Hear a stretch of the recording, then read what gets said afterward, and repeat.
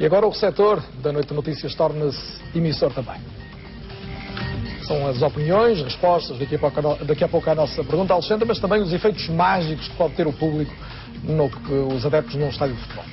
Da Coreia do Sul, e como estamos à porta de um jogo importante este fim de semana em Portugal, o Porto Sporting, decidi trazer para esta noite um exemplo que chega, como disse, da Coreia do Sul, de como é que as claques se deveriam comportar a apoiar as suas equipas. Vamos ver. E pelo menos é um bocadinho mais criativo que a Ola, não é? A Ola já irrita. Já é sempre igual. Aqui está sempre a mudar. Deixa-me dizer que eu achei ainda mais curioso este vídeo pelo título que estava no YouTube. As pessoas que o colocaram chamaram a este vídeo o LCD humano. Estou com dificuldade em ouvir-te, Alexandre, mas presumo que falaste de uma espécie de um LCD humano, é isso? Foi isso mesmo, um LCD humano. Em tamanho gigante. Sim, faz claramente a ideia de um ecrã que se move. É o vídeo que, já sabem, como todos os outros, colocamos depois daqui a pouco no nosso blog. Vão poder ver com mais atenção e com mais cuidado. Para fugir também um pouco à atualidade, eu escolhi uma fotografia diferente. A imagem é esta que podem ver, mostra os membros da banda norte-americana ZZ Top com o piloto de Fórmula 1 da Red Bull, Sebastian Vettel, e a legenda que nos foi enviada e que nós escolhemos foi a de Tiago Custódio, que escreveu os ZZ Top na pole position. Já cá andam há uns tempos. Os ZZ Top. Sim, a carreira deles já tem barbas, se pode dizer. Seguimos em frente para a pergunta da noite. Da nossa pergunta, não te esqueças, Alexandre, que hoje vamos espreitar um pouco melhor o andamento da campanha, por exemplo, o Twitter, que ontem ficou prometido. Já tenho aqui preparado, já mostro. Para já vamos a opinião dos nossos telespectadores em relação às sondagens e que efeito é que podem ter essas sondagens nas eleições que vão acontecer no domingo. Rui Moreira, que nos acompanha de Ponta Delgada, considera que depende muito do tipo de eleitor a quem se fizer essa pergunta. No meu caso, diz, não deixo de cumprir o meu dever de cidadão e dar o meu voto no partido em quem ia votar antes de ver as sondagens. Da Gafanha da Nazaré, o Pedro Almeida escreveu que as sondagens valem o que valem e com amor introduz um exemplo. Se uma pessoa estiver com a cabeça no forno e os pés no congelador, a temperatura média do corpo é boa, mas o estado de saúde nem por isso. E termina, claro que as sondagens influenciam mais os indecisos, por isso sou contra. A opinião contrária tem João Graça. Os portugueses sabem desde sempre onde e em quem votam, por isso já está tudo resolvido e, mais uma vez, vão falhar todas as sondagens.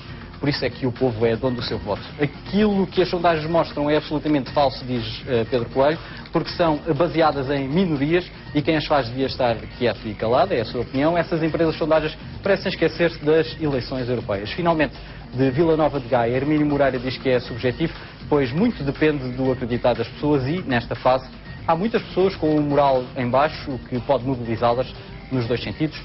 Esperemos que todas assumam a responsabilidade de votar, conclui. Vamos então à tua sugestão de mostrar a maior campanha de jornalismo mobile que a RTP está a preparar. Antes, deixa-me só recordar, foi a minha coordenadora que recordou, a nossa coordenadora que recordou a votação. Da votação, não é? Essa votação que até condiciona as perguntas e agora este esquecer dela. Que colocámos ao mesmo tempo com a pergunta e neste momento das pessoas que entraram e votaram, a pergunta era: as sondagens perante os indicadores que fornecem nesta altura podem provocar maior abstenção nas eleições ou ter um efeito rigorosamente inverso? Maior abstenção 22%, efeito inverso 56% e há 22% de pessoas que dizem que é indiferente. Em qualquer dos casos, nesta altura, pode dizer-se que esperemos que os espectadores tenham razão e que vá o maior número de pessoas votar, que isso é que é aproveitar, de facto, a grande vantagem da democracia, dizermos o que pensamos.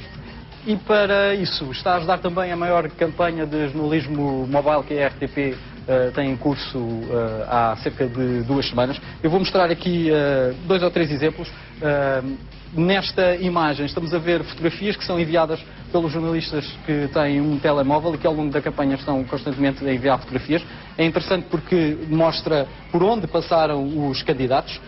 E ao mesmo tempo também, esses mesmos jornalistas estão, através do Twitter, a enviar pequenas mensagens, 140 caracteres de cada vez, a explicar o que está a acontecer no local onde eles estão. Como exemplo, o Duarte Valente escreveu há pouco um sobre o Francisco Louçã. Temos também aqui o Daniel Pessoa e Costa, a assinatura que tem que ser sempre curta, por causa dos 140 caracteres que twitta sobre a Ferreira Leite. E há uma outra coisa bastante interessante, que é, com esses mesmos telemóveis, os jornalistas conseguem fazer diretos, não precisam das câmaras, não precisam dos satélites, basta um telemóvel para emitir uma reportagem. Neste caso é um dos vídeos mais vistos. O Daniel Pessoa e Costa mostra o outro lado da campanha, ou seja, quando os jornalistas acabam de acompanhar os políticos nas campanhas que estão a fazer na rua, o Daniel Pessoa e Costa aqui está a mostrar o que é que o jornalista tem que fazer para colocar e onde, para colocar a peça no telejornal, que é emitida depois mais tarde. É uma outra forma de fazer jornalismo que podem seguir no nosso site em www.rtv.pt/legislativas. No domingo vamos ter lá os resultados em tempo real, os resultados das eleições, que podem ver até à freguesia.